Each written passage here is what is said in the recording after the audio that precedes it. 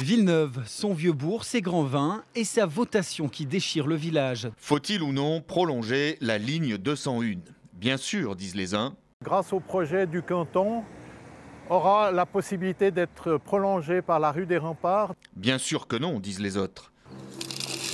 En élargissant le trottoir, on va raccourcir la route et donc les bus ne peuvent pas se croiser. Et quand on réunit les uns et les autres, Ce qui est bien. Et c'est ce qui n'est pas le cas, parce que le exactement le cas. bon faudra quand même voter dimanche. À la halle, la fidélité ne paye plus. Quand on a les comptes dans le rouge, c'est bien connu, il n'y a pas de petites économies. Non, il n'y en a pas. Les caissières sont invitées à ne plus présenter à chaque client leurs avantages en cours. En clair, si un client oublie de demander sa remise fidélité, il ne faut pas le lui rappeler. Sympa pour le client, sympa aussi pour la caissière. Par rapport aux clients, je comprends, c'est pas facile. Merci patron. Aujourd'hui, la direction reconnaît une maladresse dans un tweet. Surtout quand on a pour slogan « La halle, c'est vraiment vous ». Bonnes vacances! Régent Hull conduit des autobus scolaires depuis 25 ans.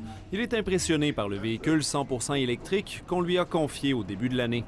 C'est doux, le roulement, c'est comme si on roulerait dans un salon. On est comme dans un salon, ça a beau être écolo, mais ça fait pas les affaires de tout le monde. La présidente de l'entreprise dresse un bilan plutôt mitigé des premières années d'exploitation. Puis actuellement, au niveau financier, c'est lourd. Et pourtant, les transporteurs ont été incités à coups de subventions à miser sur le tout électrique. Le gouvernement, s'ils ont l'objectif d'atteindre une diminution des gaz à effet de serre, on devrait être plus épaulé.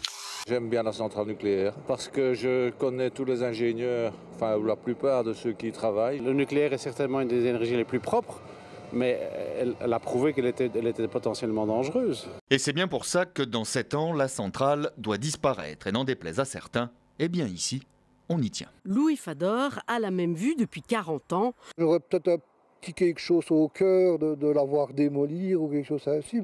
Ce qu'il y avait à l'intérieur, je l'ai vu, moi. C'est énorme, question barre à béton déjà. Il y en avait tous les 10 cm, et pas des petits morceaux.